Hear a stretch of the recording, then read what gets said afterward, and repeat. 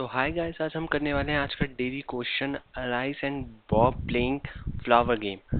तो पहले मैं आपको इस क्वेश्चन में बताता हूँ हमें आज करना क्या है, पूरी अप्रोच बताऊंगा, फिर बाद में आपको कोड और इसकी टाइम कॉम्प्लेक्सिटी और स्पेस कॉम्प्लेक्सिटी भी बताऊंगा। तो बी रेडी। बहुत सिंपल क्वेश्चन है, बस मीडियम का टैग है और कुछ नहीं है।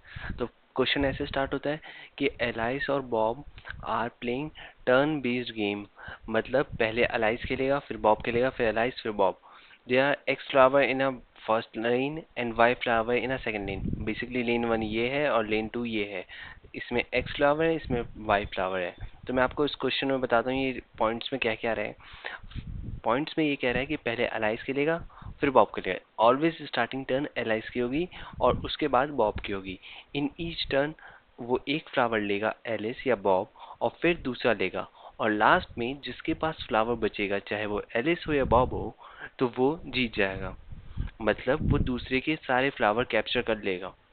तो हमें बस ये बताना है कि ऐसे कितने कॉम्बिनेशन हैं जिसमें एलिस विन करेगा। तो मैं वापस रिपीट करता हूँ, हमें बस ये बताना है कि ऐसे कितने कॉम्बिनेशन होंगे जिसमें एलिस हमेशा विन करेगा। और हमें दे रखा होगा एन और एम, मतलब total range of flower in a first lane and in a second लेन।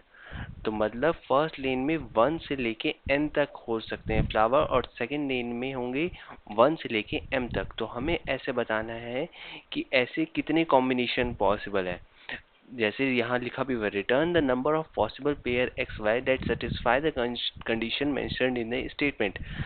मतलब the number of flower X in a first lane must be in the range 1 to n। अब आपको क्वेश्चन इजी लग रहा होगा समझने में, जैसे मैंने बताया। बस ये उसका इंग्लिश फॉर्म है, नॉर्मल है, बहुत सिंपल है। और ये ऐसे ही y के लिए भी है। Given a two integer n and m, take task is to compute the number of possible pair x y that satisfy the condition। तो हमें इसके बीच में x y का वो कॉम्बिनेशन बताना है जो सेटिस्फाई का कॉम्बिनेशन करेंगे। x क्या होगा, y क्या होगा। x 1 से लेके n तक के बीच में कोई भी x हो सकता है, और y 1 से लेके m तक के बीच में कोई भी ले सकते हैं। तो हमें वो ऐसे सारे कॉम्बिनेशन बताने, 1 से लेके n तक के बीच में जो x ले, और 1 से लेके m तक के बीच में जो y ले, ऐसे x y के सारे कॉम्बिनेशन बताने जिसमें ये कंडीशन फुलफिल होगी और एलिस उसमें जीतेगा। तो यार इस क्वेश्चन में अगर हम थोड़ा ध्यान से देखें तो हमें क्या दिख रहा है। तो ध्यान से देखने पे हमें ये दिख रहा है कि एलिस पहले स्टार्ट करेगा और एलिस को ही जीतना है। मतलब 1 पे स्टार्ट किया तो एलिस 1 किया, फिर बॉब ने किया, फिर एलिस ने किया। तो एलिस ने वापस किया, जब थर्ड टाइम में किया तो एलिस जीत गया, अगर 3 ही फ्लावर हैं तो मतलब हमेशा ये ऑड होने चाहिए। कॉम्बिनेशन जो बनना चाहिए हमेशा ऑड बनना चाहिए, दोनों का मिला के। फॉर एग्जाम्पल जो इन्होंने दे रखा है, मैं आपको दिखाता हूँ, N3M2। मतलब फर्स्ट रेंज में 1 से लेके 3 तक फ्लावर हम चूज कर सकते हैं, और सेकंड में हम 1 से लेके 2 तक फ्लावर चूज कर सकते हैं। अगर एक ही फ्लावर है तब उसका सेंस नहीं बनता, जीरो हो जाएगा, क्योंकि वो ऑलवेज वो कोई सेटिस्फाई कंडीशन को सेटिस्फाई नहीं करेगा, एलिस लेगा, गेम ही खत्म। तो इसलिए हमें इसके बीच में एक ऐसा एक्स चुनना है, और इसके और 1 से 2 के, मैं फर्स्ट एग्जांपल बताता हूँ। तो 1 से लेके 2 तक के बीच में एक ऐसा y चुनना है जो कंडीशन को सेटिस्फाई करे, x और y का ऐसा कॉम्बिनेशन जिसमें एलिस जीत रहा हो। तो एलिस तभी जीतेगा जब एलिस पहले स्टार्ट करेगा, वो ऑलवेज स्टार्ट करेगा, और एलिस ही एंड करेगा। मतलब x और y का कॉम्बिनेशन ऑड होना चाहिए, क्योंकि पहले भी एलिस स्टार्ट करे और एलिस ही एंड करे। मतलब एक्स वाई का कॉम्बिनेशन ऑड होना चाहिए। तो हमें बस ये चेक करना है कि इस रेंज में ऐसे कौन से नंबर हैं, और इस रेंज में ऐसे कौन से नंबर हैं जिन लोगों का कॉम्बिनेशन ऑड बने। तो यार इसकी ब्रूट फोर्स अप्रोच क्या होगी। ब्रूट फोर्स अप्रोच इसकी यही होगी कि आप 1 से लेके n तक और इसको 1 से लेके m तक में रन करा दें, दोनों को प्लस करें कि i प्लस जे, कि वो क्या उस वाले पे वो ऑड है कि नहीं है। अगर ऑड है तो हमारा काम हो गया, we are done with it. But अगर वो नहीं है तो हमें उसके साथ कुछ नहीं करना, और बॉब जीत रहा है तो हमें वो काउंट ही नहीं करना। तो मतलब ऑड है तभी एलिस जीत रहा है, तो हमें बस ऑड चेक करने, सारे कॉम्बिनेशन जो भी ऑड है बस वही चेक करना है। तो हमने ऐसे 2 लूप आइट्रेट करे, और जो लूप एलिस और बॉब दोनों ने मिल के जो अगर ऑड कॉम्बिनेशन मिल रहा है तो हमने आंसर को प्लस प्लस किया।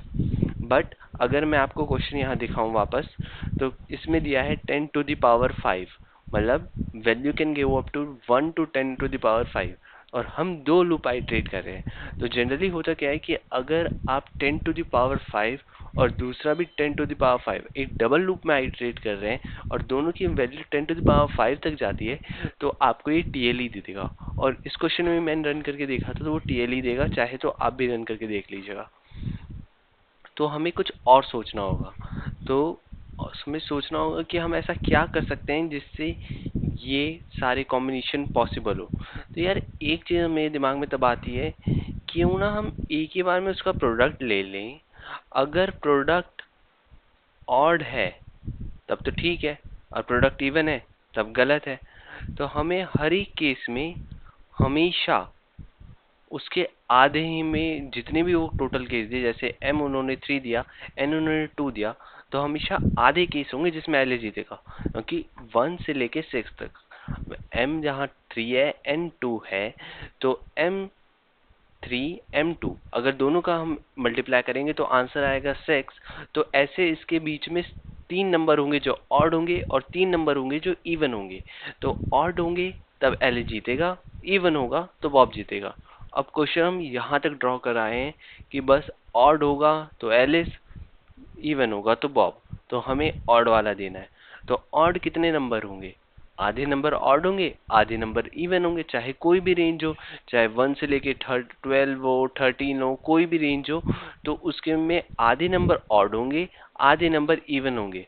और कुछ लोगों के दिमाग में ये बात उठ रही होगी, नहीं अगर 1 से लेके 13 लिया है तो ऑड एक ज़्यादा होगा।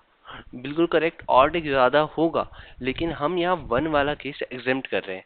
अगर दोनों का मल्टीप्लिकेशन 1 आता है तो हमें रिटर्न कर देना है 0, और कुछ नहीं करना।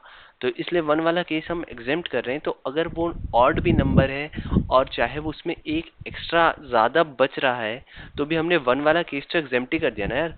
तो हमें उसमें कुछ भी नहीं करना। और जितने फिर आधे नंबर ऑड बचेंगे, आधे नंबर इवन बचेंगे, हमें आधे नंबर जो ऑड है वो बता देना है। हमें ये भी नहीं बताना कि कौन कौन से नंबर है, हम बस ये उसका काउंट बताना है। तो इसलिए जो भी है आप उसको मल्टीप्लाई कीजिए और डिवाइड बाय 2 कर दीजिए। जैसे मैंने भी यह किया, प्रोडक्ट किया है इन दोनों का और सीधा डिवाइड बाय 2 कर दिया है, नॉर्मल, कुछ नहीं किया।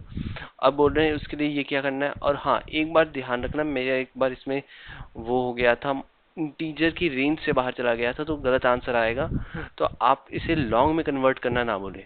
तो यार इसकी बेस्ट टाइम कॉम्प्लेक्सिटी है big of 1 and space complexity भी होगी बिग ऑफ 1, क्योंकि हमने इसमें कुछ भी नहीं किया है, जस्ट एक बेसिक बिग ऑफ 1 ऑपरेशन किए हैं और उससे ज़्यादा कुछ नहीं किया। अच्छा, अगर आप ये वाला लेंगे तो इसमें n into M time complexity जाएगी, लेकिन ये टीएलई दे देगा, ये आपका रन ही नहीं होगा। तो इसलिए सबसे बेस्ट सोल्यूशन यही होगा। ये मैं बोलूँ आज के क्वेश्चन भी मीडियम का टैग है, लेकिन है वो इजी क्वेश्चन, बस इसको आपको इन्होंने बड़ा सा लिख दिया है, बस अपने में डिराइव करना है कि बाकी ये ऑड इवन का ही क्वेश्चन है, जस्ट सिंपल। तो बस यार आज के लिए बस इतना ही, मिलते हैं नेक्स्ट डेली क्वेश्चन में। Till then stay good.